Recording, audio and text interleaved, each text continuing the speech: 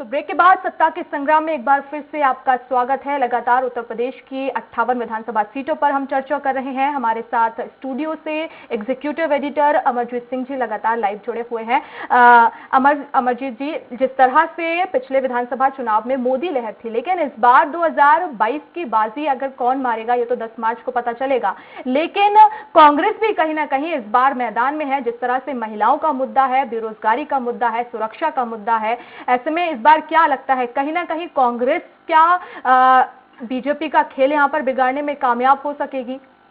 जी देखिए, कांग्रेस के अगर मैनिफेस्टो को आप देखिए तो बड़े ही अच्छे ढंग से उन्होंने मैनिफेस्टो लॉन्च किया था। 3 मैनिफेस्टो, एक तरह से 2 उन्होंने वो किया था कि महिलाओं को लेके, युवाओं को लेके, और जो उनका मेन मैनिफेस्टो आया था, तो बहुत सारी बातें तो उन्होंने कही है। लेकिन मैं आपको बता दूं, क्योंकि उत्तर प्रदेश में कांग्रेस का बहुत बड़ा रोल नहीं देखने को मिलता है। हाँ, ये जरूर है कि कई जगहों पे वो सरकार तो बिल्कुल नहीं बना पाते हैं, लेकिन ये जरूर है कि कोई सीटों पे वोट काटने में वो सक्षम हो सकते हैं। अगर हम केंद्रीय नेतृत्व की बात करें कि अगर केंद्रीय पार्टी के तौर पे, क्योंकि बाकी वहां पे बीजेपी और कांग्रेस के अलावा दोनों जो बड़ी पार्टी हैं वो रीजनल पार्टी के रूप में है, तो वहां पे थोड़ा बहुत असर जरूर डाल सकती है, लेकिन मुझे नहीं लगता कि बहुत ज्यादा प्रभावशाली रहेगी। हालांकि प्रियंका गांधी ने इस बार उत्तर प्रदेश के चुनाव में एक तरफा प्रचार किया, बढ़ चढ़ के भाग लिया हर चीजों में।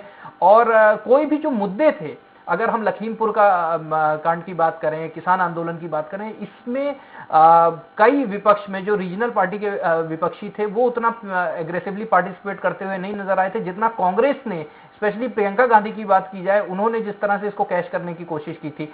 लेकिन ओवरऑल अगर हम पिक्चर की बात करें तो उतना ज्यादा प्रभावशाली यूपी के चुनाव में नहीं रहेंगे जितना उन्होंने मेहनत की है। बिल्कुल।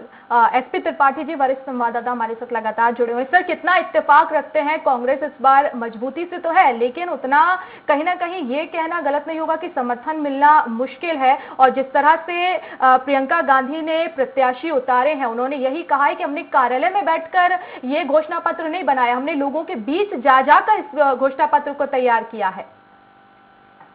देखिए वर्षा, कांग्रेस जितना मजबूत होगी भाजपा को उतना फायदा होगा। विपक्ष बट जाएगा। विपक्ष, जैसा कि अभी जो भाजपा के लिए माना जा रहा था कि विपक्ष बटा नहीं है, यानी बसपा जितनी कमजोर हुई है और कांग्रेस कुछ है नहीं, इन स्थितियों में सपा को फायदा होना है।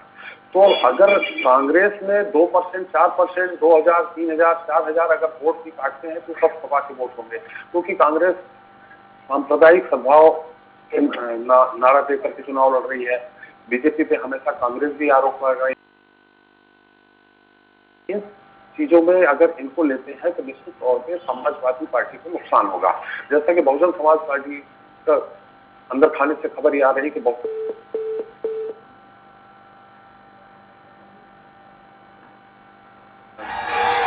एक गठबंधन की हवा चल रही है और अब ज्यादा दिन नहीं बचे हैं, 23-24 दिन बचे हैं। भाजपा से जाएंगे क्योंकि बहुत सारा खाद्यान्न वितरण योजना है, अन्य अब ज्यादा समय नहीं बचा है, दिया जा रहा है। और सब मेरी आवाज 23-24 दिन बचे हैं उत्तर प्रदेश में बदलाव होने के लिए। जी, तो हमारे वरिष्ठ संवाददाता से हमारा संपर्क फिलहाल टूट गया है, लेकिन हमारे साथ एग्जीक्यूटिव एडिटर अमरजीत सिंह जी लगातार जुड़े हुए हैं।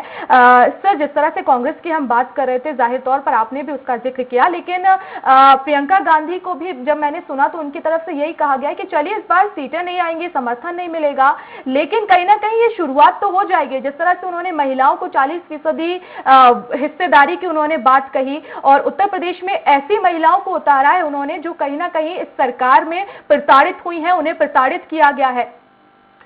देखिए, जैसा कि मैंने पहले भी आपको बोला था कि जो मैनिफेस्टो उनका था, जो उन्होंने पेश किया, वो काफी बेहतरीन था, क्योंकि जो लड़की हूं लड़ सकती हूं उनका जो नारा था, उसको बाद में बीजेपी ने भी कैश करने की कोशिश की कि लड़की सुरक्षित है और इस तरह का। तो उन्होंने जो प्रियंका गांधी ने, स्पेशली जो कांग्रेस ने, ये महिलाओं का जो नारा और एक जो कह लें वर्ग को साधने की कोशिश की गई है। क्योंकि अगर हम ओवरऑल वोटिंग परसेंटेज को भी देखें उत्तर प्रदेश में, तो 40% वोटिंग परसेंटेज महिलाओं का है। तो मुझे लगता है कि भले ही उतना इम्पैक्टफुल नहीं रहती है कांग्रेस उत्तर प्रदेश में, लेकिन महिलाओं को जिस तरह से साधा है उन्होंने, और उनका जो ये नारा था ये एक नजीर बन गया।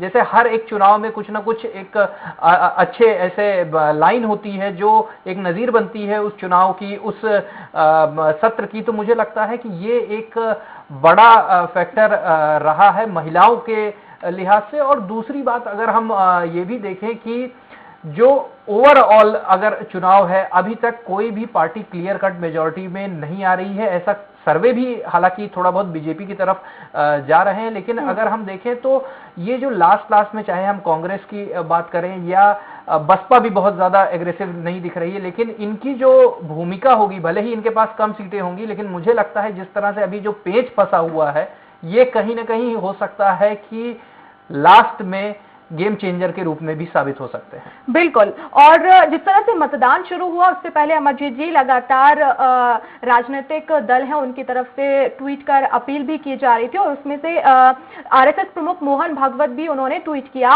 कि हिंदू हित हमारी प्राथमिकता होनी चाहिए। और जिस तरह से उत्तर प्रदेश में मुख्यमंत्री योगी आदित्यनाथ का चेहरा है और ऐसे में वो हिंदुत्व के चाणक्य भी कहे जाते हैं, तो सीधा सीधा ये उनकी तरफ से ट्वीट किया गया कि चलिए सीएम योगी आदित्यनाथ को वोट करिए और हिंदू हित ही हमारी प्राथमिकता होनी चाहिए। जी देखिए, सुबह से ही जो ये स्टेटमेंट्स आ रहे हैं, जैसा कि मैंने आपको बोला कि जो ये 58 सीटें हैं, इसमें कई ऐसी सीटें हैं जो काफी मुस्लिम बाहुल्य रही हैं।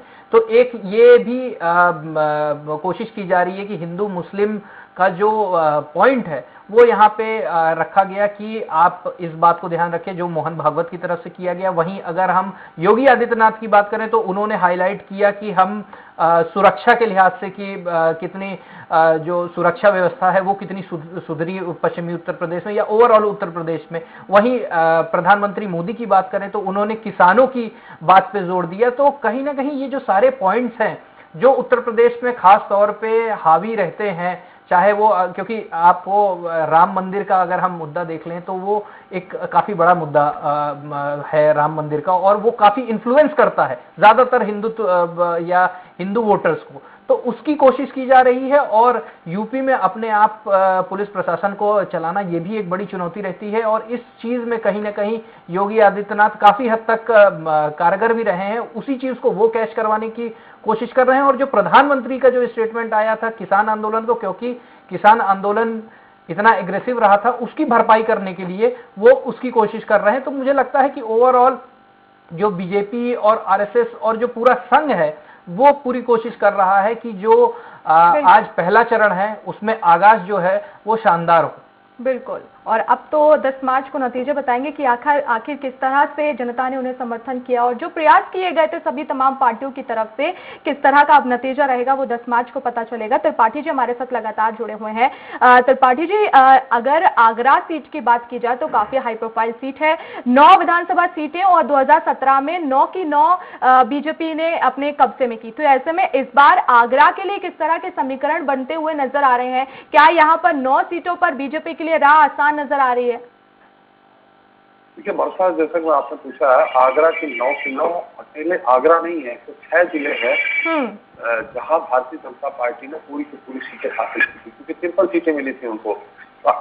इस बार आगरा का जो हमने आकलन किया, स्वराज एक्सप्रेस ने आकलन किया था 2 दिन पहले, तो उसमें 6 सीटों पे आगरा में भारतीय जनता पार्टी मजबूत है। इस बार 2 में त्रिकोणीय संघर्ष की स्थिति बनी हुई है, और 1 में बहुजन समाज पार्टी और भारतीय जनता पार्टी के, वहां समाजवादी पार्टी तीसरे पे है, और 1 में कांग्रेस, समाजवादी पार्टी और भारतीय जनता पार्टी, त्रिकोणीय संघर्ष है। और 1 में समाजवादी पार्टी और जो आगरा से लगा हुआ है उसमें समाजवादी पार्टी और भारतीय जनता पार्टी का सीधा टक्कर है। तो कुल मिला के भारतीय जनता पार्टी ऐसा नहीं है, सब जगह या तो नंबर 1 है या नंबर 2 है, और समाजवादी पार्टी, बहुजन समाजवादी पार्टी के लिए कहीं वो दूसरे नंबर पे है तो कहीं वो तीसरे नंबर पे है, ये स्थिति है। मैं अभी लेटेस्ट हमारे पास जो जानकारी है यह बता मैं आपको बता दूं कि जो अभी का आंकड़ा सब जगह का आया है वोट प्रतिशत का बढ़ गया है, जैसा कि माना जा रहा था कि वोट परसेंटेज अगर बढ़ेगा तो भारतीय जनता पार्टी का होगा फायदा। शामली में 41.10 है, मुजफ्फरनगर में 35.73 है, मेरठ में 34.51 है, बागपत में 38.01 है, गाजियाबाद में 33.40 है, हापुड़ में 39.97 है, गौतम बुद्ध नगर में 30.53 है, बुलंदशहर में 37.3 है, अलीगढ़ में 32.3 है, मथुरा में 36.26 है और आगरा में 36.93 है। कुल मिला के बागपत में सबसे ज्यादा वोट प्रतिशत बढ़ा है और हापुड़ में 39%। तो और लेकिन जैसा कि अलीगढ़ में माना जा रहा मुस्लिम बाहुल्य क्षेत्र है, तो वहां भी 25 बहुत ज्यादा, जिस तरह से शुरुआत हुआ था कि अल्पसंख्यक मत जहां है वहां ज्यादा मतदान हो रहा है, तो वहां ऐसा नहीं है, वो एवरेज आ गया है। एवरेज टोटल अगर माना जाए पूरे 58 सीट का जो एवरेज निकाला गया है, वो 40% मतदान हो चुका है फिलहाल अभी। शामली में सबसे ज्यादा 41 में। तो ये जो मत प्रतिशत आ रहा है मतदान का, वो भारतीय जनता पार्टी को अब संतोषजनक स्थिति दिखा रहा है, क्योंकि फिर एक बार बता रहा हूँ कि अगर ये मत प्रतिशत बढ़ता है और खासकर महिलाओं के वोट बढ़ते हैं, तो ये भाजपा के लिए या कोई भी जो सरकार होती है, चाहे भाजपा की हो, सपा के लिए हो, उसके लिए फायदेमंद होता है। मैंने वर्तमान सरकार के लिए वो फायदेमंद है, योगी सरकार के लिए फायदेमंद होगा। और एक और यहाँ समीकरण में आपको बता दूं कि इस बार पहली बार ये देखा गया है कि जो बीएसपी के फिक्स मतदाता थे, वो बीजेपी में जो इनकी अन्न वितरण योजना है, उज्ज्वला योजना है, इसके कारण जो सर्वे हुआ उसमें शिफ्ट हुआ है। बहुजन समाज पार्टी का वोट सपा में ना जाकर के वो बीजेपी में गया है, तो ये भी बीजेपी को एक बार फायदा हो सकता है। दूसरा, जो धार्मिक ध्रुवीकरण है वो तो है ही है। कल ही अयोध्या में जब मैं अयोध्या गया था और वहां से लौटा, तो बीच में कई जगह हमने इसका थोड़ा सा सर्वे करने का, एक आकलन लेने का प्रयास किया, तो ये देखा गया कि जिस तरह पिछली बार जो ध्रुवीकरण हुआ था धार्मिक आधार पे हिंदू और मुस्लिमों के बीच में, वो ध्रुवीकरण फिर से कहीं न कहीं देखने को मिल रहा है। यही ध्रुवीकरण है कि जो पश्चिमी उत्तर प्रदेश में माना जा रहा है जाट मतदाता सबसे ज्यादा 23% है, वो भाजपा की तरफ ही शिफ्ट हो रहे हैं। तो इस तरह से जो फिलहाल अभी की स्थिति है, बहुत विपक्ष जो है वो एकजुट नहीं हो पाया। कांग्रेस पिछली बार समाजवादी पार्टी के साथ लड़ी थी, तो इस बार अलग अलग सभी जगह लड़ रही है, तो कम से कम उनके अपने दम पे जो प्रत्याशी है 2000, 4000, 3000 जो वोट काटेंगे वो समाजवादी पार्टी के काटेंगे। तो ये इस समय जो यहाँ का वातावरण है 58 सीटों में, ये अगर भारतीय जनता पार्टी यहाँ मात खाती है तो सिर्फ और सिर्फ किसान आंदोलन की बदौलत ही मात खाएगी। बिल्कुल बिल्कुल। और ये अंदाजा भी लगाया गया था जब कृषि कानून वापस लिए थे, उस समय पर ये कहा जा रहा था कि जिस तरह से कृषि कानून वापस लिए उससे पहले कहीं ना कहीं बीजेपी ने ये सर्वे कराया था और उसमें पश्चिमी उत्तर प्रदेश में बीजेपी को ज्यादा नुकसान होने की आशंका थी और इस वजह से साधने की यहाँ पर कोशिश किसानों को की गई और इसीलिए कृषि कानून भी वापस लिया गया। और ओवरऑल अगर बात की जाए पश्चिमी उत्तर प्रदेश की 58 सीटों पर, तो 1 बजे तक 35.03% वोटिंग हुई है। शामली की अगर बात की जाए तो 41.16%, मुजफ्फरनगर में 35.73% और वहीं हापुड़ में 39.97% वोटिंग हुई। और साथ ही साथ मेरठ की बात की जाए तो 34% मतदान हुआ है। बागपत में 38.01% और गाजियाबाद में 33.40% रहा है। हापुड़ की अगर बात की जाए तो 39.97%।